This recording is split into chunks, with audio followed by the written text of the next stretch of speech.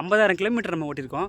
So நான் வந்து என்னென்ன ப்ராப்ளம் ஃபேஸ் பண்ணேன், ஒரு சின்ன பிரச்சனை என்னென்னா இன்ஜின்லேருந்து இந்த கேஸ்கெட் இருக்குங்களே, ஹைவேஸில் நீங்கள் வந்து நல்லா மெயின்டைன் பண்ணால் 21 தருவான், கண்டிப்பாக தருவான் அவன் 21.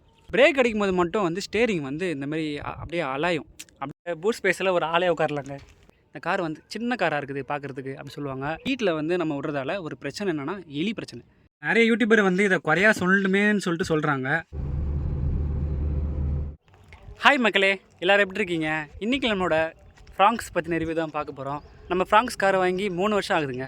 3 வருஷத்தில் 50,000 கிலோமீட்டர் நம்ம ஓட்டியிருக்கோம். ஸோ நான் வந்து என்னென்ன ப்ராப்ளம் ஃபேஸ் பண்ணேன் அண்ட் அந்த காரை பற்றின ஃபுல் ரிவ்யூ, ஹானஸ்ட் ஒப்பீனியன் தான் பார்க்க போகிறோம். வாங்க வீடியோக்குள்ளே போகலாம். இந்த காரை வாங்கினதுக்கு முதல் ரீசன் பார்த்தீங்கன்னா இந்த ஃப்ரண்ட்டு லுக்கு தாங்க. இந்த டிஆர்எல் பாருங்கள், ட்ரையோ பீம் லைட்டும் இந்த ஃப்ரண்ட்டு டிஆர்எல் இது எனக்கு ரொம்ப பிடிச்சிச்சுங்க. சீட் கம்ஃபர்ட் பார்த்திங்கன்னா உண்மையிலே வந்து சூப்பராக இருக்குங்க. ஒரு சின்ன ஃபேமிலிக்கு, அதாவது ஒரு 5 பேருக்கு போகக்கூடிய ஃபேமிலிக்கு சீட் கெப்பாசிட்டி வந்து ரொம்பவே நல்லாயிருக்கு. ஆனால் என்ன இதில் குறைனா, நான் 1.2 டெல்டா ப்ளஸ் எடுத்தல, அதில் வந்து என்னென்னா சீட்டு ஹைட் அட்ஜஸ்ட்மெண்ட் கிடையாது இதில். அதனால் வந்து கொஞ்சம், அதாவது ரிவ்யூ சொல்கிற மாதிரி தான், குழிவுக்குள்ளே உட்காந்த மாதிரி தான் உண்மையிலே இருக்கும் இதில். ஆனால் வந்து போக போக பழகிடும், வண்டி ஓட்ட ஓட்ட வந்து பழகிடும். நம்ம இன்ஜினை பற்றி பார்த்துடலாம்.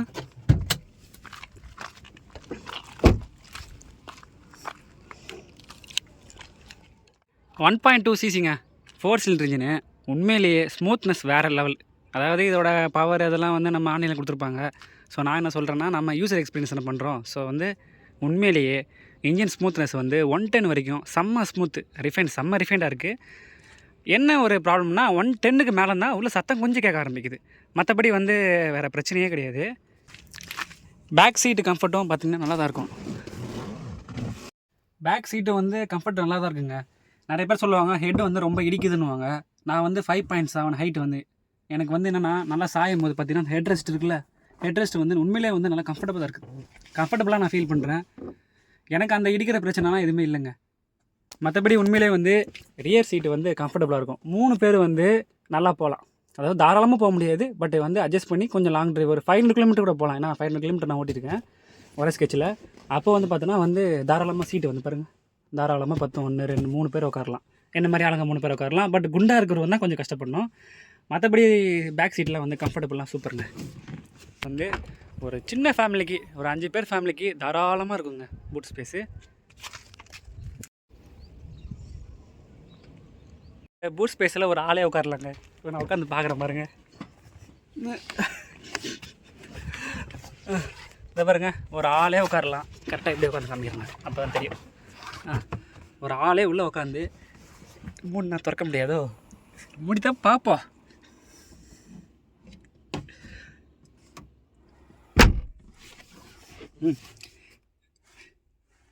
இல்லை கொஞ்சம் கஷ்டம்தான் நம்மளுக்கு. ஆனால் வந்து இந்த குழந்தைங்கள சப்போஸ் வந்து குழந்தைங்கள ஏற்றிட்டு போகணும் அப்படின்னு சில பேர் ஆசைப்படுவாங்களே, அப்படி ஏற்றிட்டு போகலாம். ஆனால் வந்து பூட் ஸ்பேஸில் உட்காரதுக்கு ஓகே, ஒரு ஆள் உட்காரலாம். பட் தலகாணிலாம் போட்டால் கண்டிப்பாக படுத்துக்கலாங்க, அந்தளவுக்கு இருக்குது. தலகாணி போட்டால் கொஞ்சம் கால் நிப்பாட்டி கொஞ்சம் காலை வச்சு அப்படி படுத்துக்கலாம். உள்ளே மாட்டிக்கணுங்க, எப்படி திறக்கணும்னு இங்கே லாக் இருக்கும். ஓகே, லாக்குள்ளே வெளியே வந்து ஃபோன் எடுத்தா.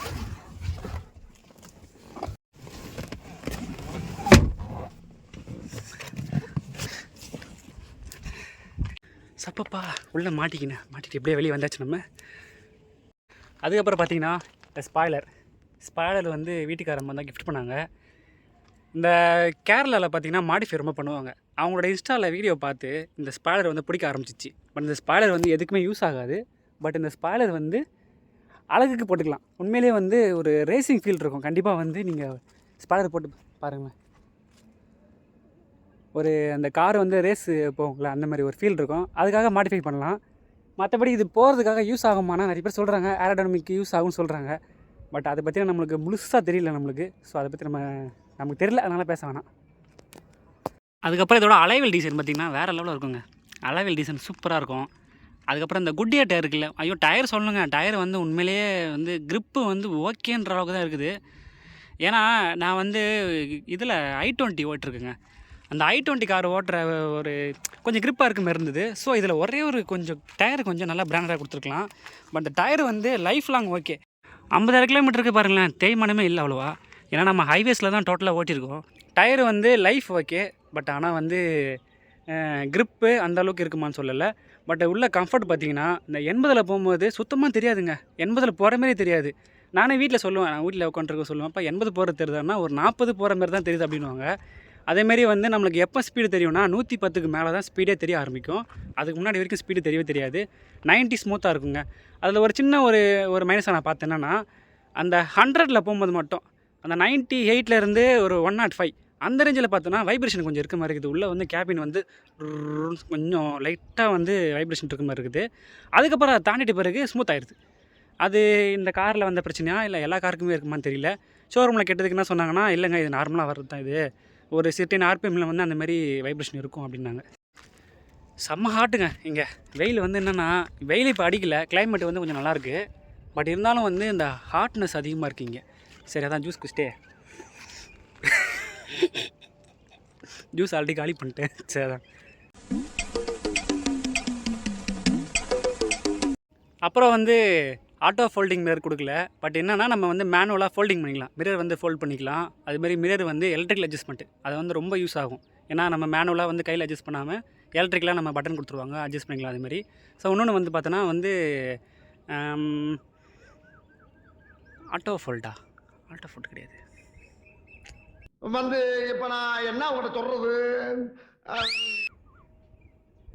பவர் விண்டோ 4 பவர் விண்டோ கொடுத்துருக்காங்க. அந்த பவர் விண்டோவில் வந்து டிரைவர் சீடு மட்டும் ஆட்டோ பவர் விண்டோ நீங்கள் நம்ம ஒன் டச் டவுன்னா ஒரு டச்லேயே வந்து கீழே போகும், அப்புறம் ஒரு டச்லேயே மேலே வரும். அது இல்லாமல் வந்து இந்த மேலே வரும்போது சப்போஸ் நம்ம கை பட்டுச்சுன்னு வச்சுக்கோங்களேன், அது ஆட்டோமேட்டிக்காக கீழே வரும். ஆனால் அதுக்குன்னா கொஞ்சம் ஃபோர்ஸ் கொடுக்குற மாதிரி இருக்கும். நம்ம டக்குன்னு கொடுத்து ரொம்ப கொஞ்சம் கை வந்து அடித்து கீழே வர மாதிரி தான் இருக்கும். ஸோ வந்து அது நோட் பண்ணேன் நான். இன்ஜின் ஹீட்டு வந்து அந்தளவுக்கு சுத்தமாக தெரியாதுங்க. உள்ளே வந்து டெம்பரேச்சர் இருக்குது நம்மளுக்கு காமிக்கும். ஸோ வந்து இன்ஜின் ஹீட்டு வந்து அந்தளவுக்கு நமக்கு தெரியவே தெரியாது. ஸோ வெளியே கை வச்சாலும் அந்தளவுக்கு தெரியாது. ஸோ வந்து நான் வந்து இந்த மைனஸும் ப்ளஸும் மிக்ஸ் பண்ணி சொல்லியிருப்பேன். நான் பெரிய வந்து ரிவ்யூ கிடையாது. ஸோ என்னோடய ஒப்பீனியன் தான் சொல்கிறேன் நான். ஸோ வந்து யாரும் கடுப்பாகாதீங்க. ஒரு 40 கிலோமீட்டரில் பார்த்தீங்கன்னா பிரேக் பேட் ஃபுல்லாக தெரிஞ்சிருச்சு. எப்படி நான் ஃபீல் பண்ணேன்னா, நம்ம ஒரு 80 கிலோமீட்டர் போயிட்டு இருக்கும்போது பிரேக் அடிக்கும்போது மட்டும் வந்து ஸ்டேரிங் வந்து இந்தமாரி அப்படியே அலாயும், அப்படியே கொஞ்சம் வைப்ரேஷன் ஆகும், அப்படி கிட்டுன்னு ஆடும் அப்படியே. அந்த ஃபஸ்ட் டைம் நான் பயந்துட்டேன் நான். என்னடா ஏதோ பிரச்சனை போல், நமக்கு சஸ்பென்ஷனில் ஏதோ பிரச்சனையா இல்லை வேறு ஏதாவது பிரச்சனையா நான் பயந்துட்டேன். அதுக்கப்புறம் யூடியூப்பில் சர்ச் பண்ணும்போது தான் இந்தமாரி சொன்னாங்க பிரேக் பேடை தெரிஞ்சுன்னு சொல்லிட்டு. நான் போயிட்டு இந்தமாரி ஸ்டேரிங் வந்து ஷேக் ஆகுது அப்படின்னு சொன்னேன் நான் ஷோரூமில். அவங்க என்ன சொன்னாங்கன்னா, நீங்கள் அலைன்மெண்ட் செக் பண்ணி பாருங்கன்னாங்க. ஆக்சுவலி வந்து அலைன்மெண்ட்டை வந்து 6 மாதத்துக்கு ஒருக்க செக் பண்ணணும். ஏன்னா அலைன்மெண்ட் வந்து 110 120 கிலோமீட்டருக்கு மேலே வந்து ஸ்பீடு போகும்போது தான் கொஞ்சம் வைப்ரேஷன் அப்படியே ஷேக்கில் இருக்கும். அப்படியே அந்த ஷேக்கு வந்து காரணம் வந்து அலைன்மெண்ட் சரியில்லாத தான் ஷேக்னஸ் இருக்கும். அது அப்பப்போ நான் வந்து பார்த்துருவேன். ஏன்னா ட்ராவல் அதிகமாக பண்ணுறதால அது அப்பப்போ நான் சரி பண்ணிருவேன். பிரேக் பேடு வந்து அதுக்கப்புறம் தான் நான் சொல்லி தான் மாற்ற சொன்னேன். இது மாற்றுறதுக்கு எனக்கு ஒரு 5500 வாங்கிட்டாங்க. அது ஒன்றும் பிரச்சனை இல்லை. பட் இருந்தாலும் வந்து ஏன்னா பிரேக் ரொம்ப முக்கியம். பட்டு 40,000 கிலோமீட்டர் வரைக்கும் பிரேக் வந்தது ரொம்ப பெரிய விஷயம். இவரை ஏன் நான் எடுத்தேன்னா, ஃபஸ்ட்டு வந்து எனக்கு இன்ஜின் வந்து லாங் லைஃபாக வரணும். செகண்டு மைலேஜ் எதிர்பார்க்குறேன் நான்.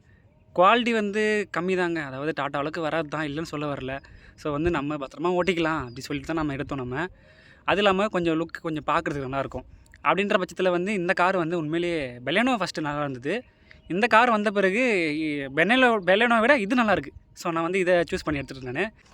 இன்னொரு மைனஸ் என்ன பார்த்தேன்னா, நான் வந்து காரில் வந்து என்னமோ சொல்ல நினச்சேனே, நம்ம வந்துட்டுங்களா 3 days later. ஞாபகம் வந்துருச்சு. கேமரா கொடுக்கலங்க. இந்த 1.2 டெல்டா ப்ளஸில் கேமரா வந்து கொடுக்கல. ஸோ அது தெரிஞ்சு தான் நம்ம வாங்கணும், இல்லைன்னு சொல்ல வரல. கேமரா மாற்றதுக்கு 6000 கேட்குறாங்க. கேமரா வந்து முக்கியம். இதை வந்து ரொம்ப மார்க்கெட்டிங்காக கட் பண்ணுறாங்க. ஒன்றும் இல்லை, ஒரு போர்ட்டு தான். ஸ்லாட் வந்து கொடுத்த உடனே டக்குன்னு வந்து பின்னாடி ஒரு 1 ஹவர் ஒர்க்கு தான். அது 1 ஹவர் 2 ஹவர் ஒர்க்கு தான் இருக்கும். அதுக்கு வந்து நம்ம வந்து 6000 ஸ்பெண்ட் பண்ணால், பட்டு வெளியே வந்து 1000 ஸ்பெண்ட் பண்ணலாம். அது வந்து வாரண்டி கிளைம் ஆகுதுன்னு சொல்கிறாங்க. ஆனால் 1.2 டெல்டாவில் வந்து கண்டிப்பாக கொடுத்துருக்கணும். ஏன்னா 1.2ல இதான் டாப் மாடலு. ஸோ கொடுக்காம விட்டது ஒரு பெரிய மைனஸ். அப்புறம் முக்கியமான விஷயம் மைலேஜ். உண்மையிலேயே இவன் மைலேஜ் கிங்குங்க உண்மையிலே சொல்லலாம். ஏன்னா வந்து ஆல்டோ ஷிஃப்ட் ரேஞ்சுலாம் தராது. பட் இந்த செக்மெண்ட்டில் வந்து பார்த்தோன்னா உண்மையிலே மைலேஜ் 21 அப்போது ஹைவேஸில் நான் 70 80ல் நான் மெயின்டைன் பண்ணேன்னா 21 22 பக்கம் வரும். நிஜமாக ஹானஸ்ட்டாக சொல்கிறேன் நான். செகண்ட் வந்து சிட்டி பக்கம்லாம் போனால் கண்டிப்பாக 10க்குள்ளே தான் தருது. ஏன்னா ஃபஸ்ட்டு 2 கீர் யூஸ் பண்ணுற மாதிரி இருக்கும். நான் 10 தான் நான் ஃபீல் பண்ணேன். ஏன்னா வந்து ஒரு 500 பெட்ரோல் போட்டு நம்ம வந்து ஒரு ஆவரேஜ் நமக்கு தெரியும்ல, 10 ரேஞ்சு 10 9 அந்த ரேஞ்ச் தான் வருது. மற்றபடி மீடியமாக ஆவரேஜ் மீடியமாக கண்டிஷனில் 11 12 சிட்டி யூசேஜ், ஹைவேஸ் யூசேஜ் மற்றபடி சும்மா இங்கே வெளியே கணக்கு போகிற மாதிரி இருந்ததுன்னா ஒரு 11, 12 அந்த ரேஞ்சு தான் தருது. ஹைவேஸில் நீங்கள் வந்து நல்லா மெயின்டைன் பண்ணால் 21 தருவான், கண்டிப்பாக தருவான் அவன் 21. ஒரு ஃபேமிலிக்கு, அதாவது 5 பேர் ஒரு ஸ்மால் ஃபேமிலிக்கு கண்டிப்பாக இந்த கார் எடுக்கலாம். உண்மையிலேயே ஒர்த்து. எனக்கு ப்ராப்ளம் பார்த்தீங்கன்னா, நான் சொன்னேன்ல, ப்ராப்ளம் வந்து உண்மையிலேயே இப்போ வரைக்கும் ஒரு ப்ராப்ளம் வரலைங்க. கரெக்டாக சர்வீஸ் வந்து மெயின்டைன் பண்ண ஆரம்பித்தேன் நான், சர்வீஸ் கொடுத்தேன் நான். அது இல்லாமல் வந்து வீட்டில் வந்து நம்ம விடுறதால ஒரு பிரச்சனை என்னென்னா எலி பிரச்சனை. எலி வந்து கண்டிப்பாக வரும். எலிக்கு வந்து இந்த ஸ்ப்ரே சொல்லுவாங்க, அதுக்கப்புறம் அந்த டிவைஸ் சொல்லுவாங்க. அது வந்து நிறைய டிவைஸில் எதுவும் போடாதீங்க, ஏன்னா ஒயர் கட் பண்ணி போகிற மாதிரி இருக்கும். ஸோ அதெல்லாம் எதுவும் யூஸ் பண்ணாதீங்க. ஒரு மெத்தட் இருக்குது, அதை நான் பண்ணேன் நான். ஏன்னா எங்கள் ஏரியாவில் வந்து வயல் சைடு, ஸோ வந்து ரொம்ப எலி தொல்லை அதிகமாக இருக்கிறதால அந்த எலி ஸ்டிக்கு இந்த க்ளூ ஒட்டும் பார்த்திங்களா, அது வாங்கினேன் நான். கிட்டத்தட்ட ஒரு 3-4 வாங்கி லைனாக கீழே வந்து இது பேனர் கீழே வந்து வைக்கலாம். அந்த பேனர் கீழே இப்படி வச்சேன்னு வச்சுக்கோங்களேன், அது இடம் இருக்குது கீழே வச்சு விட்ருவேன் நான். வச்சு விட்ட பிறகு பார்த்தீங்கன்னா எலி வர டைமில் சில டைம் மாட்டிக்கும் அதில். அந்தமாரி கிட்டத்தட்ட நான் ஒரு 6 எலி 8 எலி பிடிச்சிருக்கேன். என்னடா எலி போய் சாவடிக்கிறேன் அப்படின்னு சொல்லலாம். ஏன்னா எலி கடிச்சிச்சுன்னா நம்மளால் முடியாதுங்க, நமக்கு ஏதாவது ஒரு பிரச்சனை ஆயிடுச்சா என்ன பண்ணுறது. அதனால தான் பயத்தில் தான் நான் அந்தமாரி பண்ணேன். ஸோ வந்து எனக்கு அந்த ஒரு வழி தான். ஏன்னா ஸ்ப்ரே அடித்து பார்த்துட்டேன், டிவைஸ் வச்சு பார்த்துட்டேன், எப்படி இருந்தாலும் எலி வரதான் செய்யும். எலி வந்த பிறகு உள்ளே அப்படியே பார்த்துட்டு அவரை அப்படி இப்படி திரும்பி பார்த்துட்டு, எலி பையன் ரொம்ப அடங்க மாட்டான். அவனை வந்து பிடிக்கிறதுக்கு ஒரே வழி அந்த ஸ்டிக்கு மட்டும்தான், வேறு எந்த வழியும் பிடிக்க முடியாது. ஏன்னா கேபின் உள்ள வந்துட்டான், ஆனால் வழி தெரிஞ்சிச்சுன்னா அவ்வளோதான். எனக்கே கடிச்சிட்டாங்க, பிளாஸ்டிக்கை கடித்து அப்படியே உள்ளே போயிருக்கான். உள்ளே போய் வந்து என்ன பண்ணிட்டான், அந்த ஃபில்ட்ரு வரும் பாருங்க, ஏசி ஃபில்ட்ரு வருதுல்ல, அந்த ஃபில்டரில் பார்த்தீங்கன்னா அப்படியே வந்து மேலே பண்ண விஷயம் இருக்குது. அது ஏன் சொல்லணும். அதனாலே என்ன பண்ணேன் நான், திருப்பியும் அந்த இதை அடைச்சி. இன்னொன்று விஷயம் என்னென்னா, எலி வராமல் இருக்கிறதுக்கு அந்த மெஷ் மாரி போடுவாங்கள்ல, அந்தமாரி நானே போட்டு விட்டேங்க. வீட்டில் வந்து இந்த மேக்னெட்டை வச்சு, அந்த வீட்டில் அந்த வலை வைப்பாங்க, இரும்பில் வலை, ஸ்டெயின்லெஸ் ஸ்டீல், அந்த ஸ்டீலை வச்சு நானே அடைச்சி உள்ளே கேபின் உள்ளே போகாமல் நான் வச்சுட்டேன் நான். மற்றபடி உள்ள டேஷ்போர்ட்லாம் சார் வந்துட்டு போனார்னா கீழே மட்டும் போனார்னா மாட்டிப்பார். டேஷ்போர்டில் வந்து மேலே வச்சேன் நான், அந்த ஏர் ஃபில்டர் பாக்ஸில் வைப்பேன் நான். ஏன்னா அதில் காலை வச்சுட்டு பார்த்துட்டு உஷாராயிடுவார். காலை வச்சுட்டு ஐயோ இங்கே நமக்கு ஏதோ ஆபத்து இருக்குது, நம்ம திரும்பி போயிடுவோம்னு சொல்லிட்டு அவர் போயிடுவார். ஸோ கீழே என்ன பண்ணாருன்னா, அந்த எலி பேட்டில் ஏதாவது ஃபுட்டு கிட்ட வச்சுன்னு வச்சுக்கோங்களேன், அப்படியே வந்து அழகாக மாட்டிப்பார். மாட்டிட்டு நம்ம தூக்கி போட்டுடலாம், ஒன்றும் பிரச்சனை கிடையாது. அப்புறம் இன்னொரு அட்வைஸ் என்னென்னா, கண்டிப்பாக வந்து அடுத்தவங்கள கேட்கவே கேட்காதீங்க. ஏன்னா உங்களுக்கு பிடிச்சிருக்கா, உங்கள் ஃபேமிலிக்கு ஓகேவா, கம்ஃபர்டபுளாக இருக்குதா, தாராளமாக எடுங்க. நீங்கள் உங்களுக்கு 7 பேர் 8 பேர் போகிற மாதிரி இருந்ததுன்னா இந்த கார் செட் ஆகாது, அதுக்கு 7 சீட்டர் அந்த மாதிரி எடுத்துக்கலாம். பட் 5 பேர் போகிற காரில் வந்து பட்ஜெட் வைஸ் பார்க்கும்போது சுசுக்கியில் நீங்கள் எடுக்க போகிறீங்கன்னா கண்டிப்பாக இந்த car one of the best. Budget அதிகமாக இருக்குப்பா எனக்கு அப்படின்னா நீங்கள் கிராண்ட் விட்டாரா போகலாம், தப்பே கிடையாது. ஏன்னா கிராண்ட் விட்டார் வந்து ஸ்மார்ட் ஹைப்ரிட் வருது. ஸோ வந்து இந்த கார் எடுக்கும்போது சில பேர் என்ன சொல்லுவாங்கன்னா, அந்த கார் ரொம்ப சின்னதாக இருக்குது பார்க்குறதுக்கு அப்படின்வாங்க. அப்படிலாம் கிடையாதுங்க, உண்மையிலே சூப்பராக இருக்குது இந்த கார். இவனோட டாப் மாடல் பார்த்தீங்கன்னா 1 லிட்டர் டர்போவில் வரும். அது வந்து நல்ல பர்ஃபார்மன்ஸ் சூப்பராக இருக்குங்க. டெஸ்ட் ட்ரைவ் பண்ணும்போது அதான் கொடுத்தாங்க. ஓட்டுறதுக்கே வந்து உண்மையிலே வேறு லெவலில் இருந்தது. ஆனால் வந்து 1.2 வந்து அந்தளவுக்கு பர்ஃபார்மன்ஸ் இருக்காது. ஆனால் என்ன ஒரு விஷயம்னா, அது மைலேஜ் தராது. ஏன்னா ஸ்மார்ட் ஹைப்ரிட் கொடுத்தாலும் அது மைலேஜ் தராதுன்னு சொன்னாங்க. பட் இருந்தாலும் டர்போனாலே மெயின்டெனன்ஸ் கொஞ்சம் அதிகமாக தான் இருக்கும். அது இல்லாமல் காஸ்ட்லி, இதோட 2 லட்சம் அதிகம்ல. ஸோ நம்ம 2 லட்சம் கூட போகிற மாதிரி இருந்தால் கிராண்ட் விட்டார பேஸ் மாடல் எடுத்துடலாம், பிரச்சனை கிடையாது. ஸோ வந்து எனக்கு மைலேஜ் தரணும், ஒரு 1.2 நேச்சுரல் ஆஸ்பிரேட்டட். அந்த இன்ஜின் வந்து நல்லா லைஃப் வரும் சொன்னாங்க. 50,000 கிலோமீட்டருக்கு எந்த பிரச்சனையும் இல்லை, செம்ம ஸ்மூத்தாக இருக்குது. அப்பப்போ ஆயில் வந்து கரெக்டாக மாற்றிக்கோங்க. 10,000 கிலோமீட்டரில் ஆயில் மாற்ற சொல்லுவாங்க, அப்படிலாம் மாற்றாதீங்க. நீங்கள் ஒரு 8,000 கிலோமீட்டர் வந்த பிறகு மாற்றிடுங்க. நான் 8,000 கிலோமீட்டருக்குள்ளேயே மாற்றிடுவேன் நான். அது இல்லாமல் வந்து ஃபுல்லி சிந்தட்டிக் அந்த ஆயில் மாற்றுங்க, அது நல்லாயிருக்கும். ஒரு சின்ன பிரச்சனை என்னென்னா, இன்ஜின்லேருந்து இந்த கேஸ்கெட் இருக்குங்களே மேலே டாப்பில், அந்த கேஸ்கெட்லேருந்து லைட்டாக வந்து ஆயில் லீக் ஆகிற மாதிரி இருந்தது. அது லீக்குன்னு சொல்ல முடியாது. அந்த கூலிங், அதாவது ஃப்ரீசரில் வந்து வாட்டர்னு வச்சோன்னா வெளியே எடுத்தோன்னா அந்த ஒரு மாதிரி ஸ்ப்ரெட்டாக இருக்கும் பார்த்திங்களா தண்ணி, அந்த மாதிரி வந்து லைட்டாக, ரொம்ப லைட்டாக ஒரு 1000 கிலோமீட்டர் 2000 கிலோமீட்டர் ஓட்டின பிறகு லைட்டாக அதை சுற்றி இது படம் இருந்தது. தொட்டு பார்த்தோன்னா அந்த ஆயில் மாதிரி ரொம்ப டஸ்ட்டு மாதிரி தெரிஞ்சுது. ஸோ அது ஷோரூம் எடுத்து போய் கேட்டேன்னு வச்சுக்கோங்களேன், அதெல்லாம் ஒன்றும் பிரச்சனை இல்லை, ஆயில் லீக் ஆனால் தான் பிரச்சனை, அது ஒன்றும் பிரச்சனை கிடையாதுன்னாங்க. ஆரம்பத்தில் நான் வந்து ஒரு 5000 கிலோமீட்டரில் நோட்டீஸ் பண்ணேன் நான். ஏன்னா நான் வந்து இன்ஜின் அப்படி இப்படி ரொம்ப நம்ம புதுசாக காரை வாங்கினு இங்கே சும்மா விடுமா நம்ம, அங்கே இருக்குது இங்கே இருக்குது இப்படி தான் பார்ப்போம் நம்ம. ஸோ அப்படி பார்க்கும்போது நான் கண்டுபிடிச்சது. அதுக்கப்புறம் வந்து அவங்க சொன்ன மாதிரி எந்த பிரச்சனையும் இல்லைங்க. அது வந்து அந்த ஸ்ப்ரெட் வந்து லைட் அப்பப்போ கொஞ்சம் இருக்கும், அப்படியே கொஞ்சம் இருக்குன்னா அப்படியே டஸ்ட்டில் வந்து ஃபார்ம் ஆகி அந்த ஆயில் மாதிரி இருக்கும். அது ஒன்றும் பெரிய பிரச்சனை இல்லை. ஏன்னா இவ்வளோ கிலோமீட்டர் ஓடியும் அந்த எந்த பிரச்சனையும் இல்லாமல் இருக்கே, அது சந்தோஷம். அதுக்கப்புறம் லாங் ட்ரைவ் பார்த்திங்கன்னா உண்மையிலேயே வேறு லெவலில் பண்ணுவான் பையன் பெர்ஃபார்மன்ஸ்லாம். அதுக்கப்புறம் வந்து பெர்ஃபார்மன்ஸ்னால் ரொம்ப எதிர்பார்க்காதீங்க, 10 லட்சத்துக்கு உண்மையிலே பெர்ஃபார்மன்ஸ் வந்து நல்லாயிருக்குங்க. கொடைக்கானல் ரைடு போனாங்க, அப்போ வந்து 5 பேர் என் கூட வந்தாங்க, தாராளமாக இருச்சுங்க. 5 பேர், இத்தனைக்கும் வந்து ரொம்ப வெயிட் ஆன ஆளுங்களும் உட்காந்தாங்க எல்லாருமே. ஆனால் ஒரு மைனஸ்ன்னு பார்த்தோன்னா, 5 பேர் உட்காந்தாலும் கார் அமிங்கணுங்க அப்படியே. அது வந்து ஏன்னா வெளியே வந்து செக் பண்ணுவேன்ல, உள்ள பெட்ரோல் படம் மேலே வந்து வெளியே பார்ப்பேன். அப்போ பார்த்தோன்னா 5 பேர் உட்காரும்போது மட்டும் அப்படியே நல்லா அமிங்கிடும் கீழே பின்னாடிலாம். அது ஏன்னா சஸ்பென்ஷனை கொஞ்சம் ஸ்மூத்தாக வந்து இருக்குன்னு சொல்லிட்டு அதுமாரி பண்ணியிருக்காங்களான்னு தெரியல. பட் வந்து ஹைவேஸில் பார்த்தீங்கன்னா அந்த சஸ்பென்ஷன்லாம் வந்து ரொம்ப வந்து ஸ்டிஃபாலாம் இல்லை, ஸ்மூத்தாக தான் இருக்குது. ரொம்ப ஸ்டிஃப்னு சொல்ல முடியாது, ஸ்மூத்தாக இருக்குது. பின்னாடி வந்து வைப்பர் கிடையாது, ஏன்னா வைப்பர் வந்து ரொம்ப யூஸ் ஆகும். ஏன்னா வந்து நம்ம வெளியே மலையில் போகும்போது பின்னாடி வந்து சுத்தமாக மறைச்சிடும் நம்மளுக்கு. ஸோ வைப்பர் இல்லாதது ஒரு குறை தான். டாப் மாடல் தான் கொடுத்துருக்காங்க. சரி நம்ம என்ன பண்ணுறது, 1.2 தான் எடுத்தோம். நமக்கு பட்ஜெட்டுக்கு அவ்வளோதானங்க. சரி வேணுன்னா ஃபிட் பண்ணலான்னாங்க.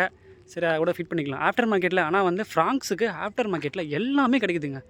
ஆப்ஷன் வந்து உங்களுக்கு எது வேணுமோ நீங்கள் போட்டுக்கலாம். அதாவது என்னடா என்னமோ கீழே போட்டேனே, ஒன்றும் இல்லை கண்ணாடி.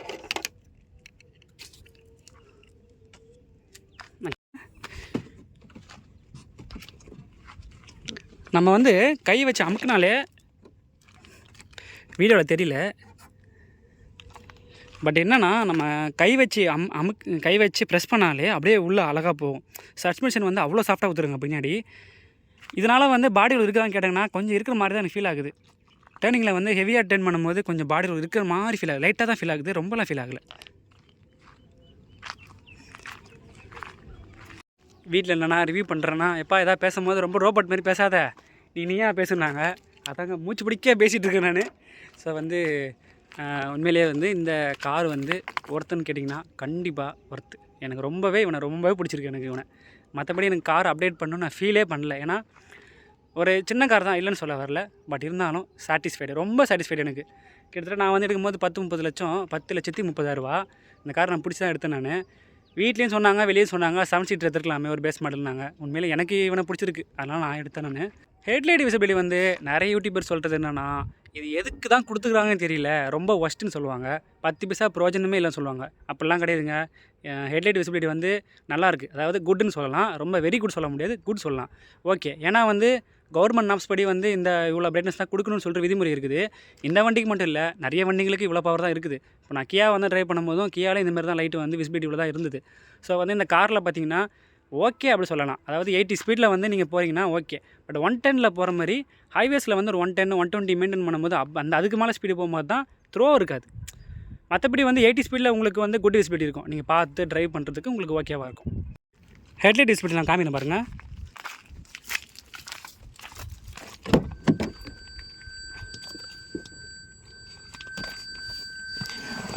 அதுக்கப்புறம் லைட் ஆன் பண்ணாலே இந்த உள்ளே இருக்கிற சுவிட்சஸ்லாம் லைட்டு பாருங்கள், ரொம்ப அழகாக இருக்குங்க அப்படியே இந்த லைட்டு. அதுக்கப்புறம் இங்கே ஒன்று கொடுத்துருப்பாங்க, என்ன தெரியல, அந்த இங்கே. ஸோ ஹெட்லைட் ஆன் பண்ணிட்டேன் பாருங்கள்.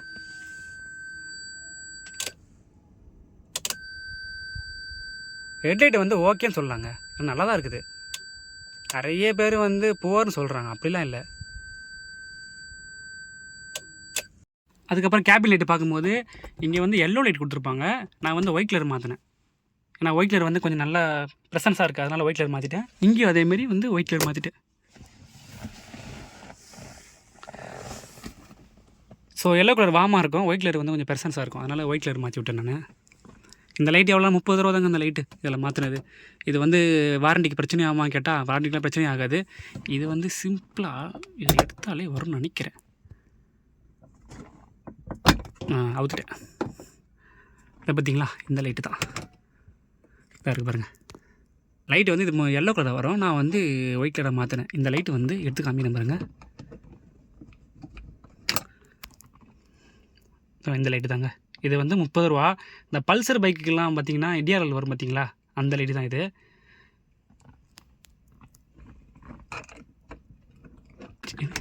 ஓகே மாட்டியாச்சு.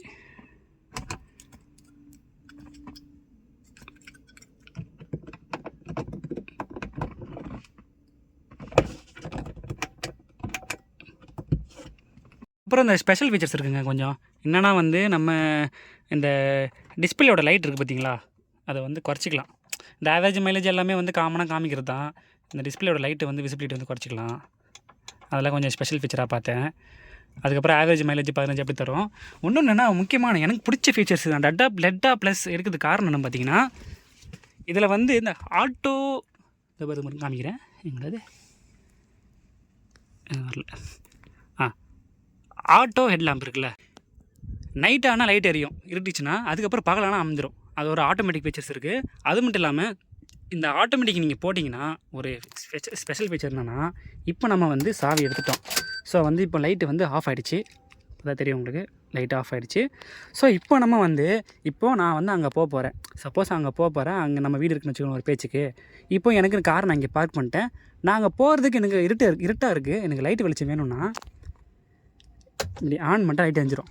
ஸோ கதை பிடிக்கலாம். நம்ம வந்த பிறகு இது ஆட்டோமேட்டிக்காக வந்து இது ஆஃப் ஆகிடும் ஒரு 10 செகண்ட் கழிச்சு. தெரியுமா உங்களுக்கு? ஆஃப் ஆகிடுச்சிங்களா? லாக் பண்ணிக்கலாம். அதுக்கப்புறம் பார்த்தீங்கன்னா, இப்போ நான் வந்து திருப்பியும் நான் வீட்டிலேருந்து போகிறேன். வீட்டில் இருந்து நான் போகிறேன்ற பட்சத்தில் வந்து எனக்கு லைட்டு வெளிச்சம் இங்கே வேணுன்ற பட்சத்தில் அன்லாக் பண்ணால் லைட் எரியும்.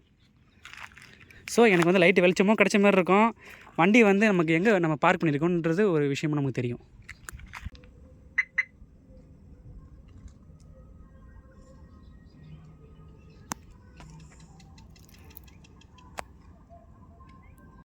ஒரு முக்கியமான விஷயம் என்னென்னா, இவரை வச்சுட்டு நம்ம வந்து ஆல் இண்டியா டூர் பிளான் பண்ணலான்னு இருக்கோம்.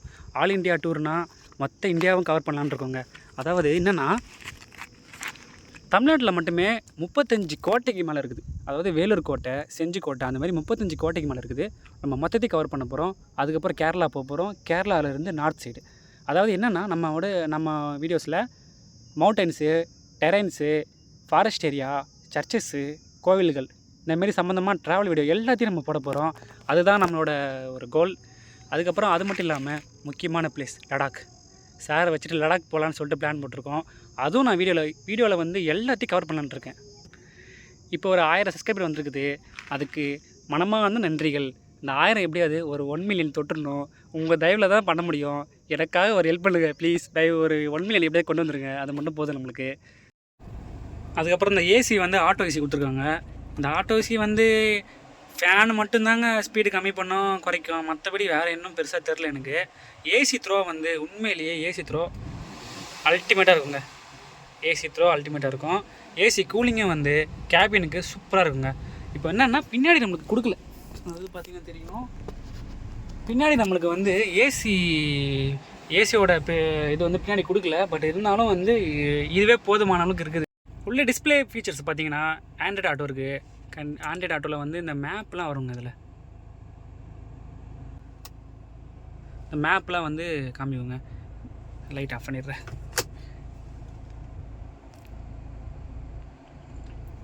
மேப்பு வந்து நம்மளுக்கு செட்டிங்ஸில் போய்ட்டு சேட்டலைட் வியூ ஆன் பண்ணிவிட்டு டிராஃபிக் ஆன் பண்ணாலே உங்களுக்கு வந்து டிராஃபிக்கு இந்த சேட்டலைட் வியூ எல்லாமே கிடச்சிருங்க. ஸோ டச் ஸ்க்ரீனை வந்து நல்லா வேலை செய்யுங்க இதில். ஸோ வந்து மேப் பார்த்திங்கன்னா, மேப்பை வந்து உண்மையிலேயே இதில் கொடுத்தது வந்து ரொம்ப யூஸ்ஃபுல் ஃபீச்சர்ஸ் மேப்பு. அதுக்கப்புறம் அந்த கால் குவாலிட்டி பார்த்திங்கன்னா உண்மையிலேயே நல்லாயிருக்கும். மைக்கு இங்கே இருக்குது, அதனால் வந்து உங்களுக்கு வாய்ஸை வந்து கொஞ்சம் கிட்ட போய் பேசுகிற மாதிரி இருக்கும். சாங்ஸ் குவாலிட்டிலாம் வந்து உண்மையிலேயே வேறு லெவலாக இருக்குங்க. 4 ஸ்பீக்கர் தான் கொடுத்துருப்பாங்க. ஆனால் வந்து இந்த 4 ஸ்பீக்கருமே வந்து பெர்ஃபார்மன்ஸ் வந்து உண்மையிலே நல்லா பண்ணும். அதேமாதிரி வந்து சில பேர் வந்து பேஸ் அதிகமாக கேட்பாங்களே, அவங்களுக்கு பேஸை வந்து அதிகமாக கேட்குற பதில் பெரிய பெரிய பேஸில் வந்து பின்னாடி செட் பண்ணுவாங்க. சப்போஸ் பேஸ் லெவலுக்கு செட் பண்ணிக்கலாம். மற்றபடி நம்மளை மாரி நார்மலாக லவ் பண்ணுறவங்களுக்குலாம் இந்த சாங்ஸு குவாலிட்டி வந்து உண்மையிலேயே மைல்டாக சூப்பராக இருக்கும். நான் வந்து ஏன்னா சாங்ஸ் இது எப்போவுமே இதில் கேட்டு தான் நான் போவேன். சாங்ஸ் சூப்பராக இருக்கும். உங்களுக்கு வீடியோ பிடிச்சிருந்தா சரிம்மா, நான் சீட் பெல்ட் போடுறேம்மா. உங்களுக்கு வீடியோ பிடிச்சிருந்தா நீங்கள் லைக் பண்ணுங்கள், ஷேர் பண்ணுங்கள், கமெண்ட் பண்ணுங்கள். கண்டிப்பாக வந்து சப்போர்ட் பண்ணுங்கள் வீடியோவுக்கு. ஓகே, உங்களுக்கு ரிவ்யூ பிடிச்சிருக்குன்னு நினைக்கிறேன். ஓகே, நெக்ஸ்ட் வீடியோவில் நான் சந்திக்கிறேன். Tata, bye bye.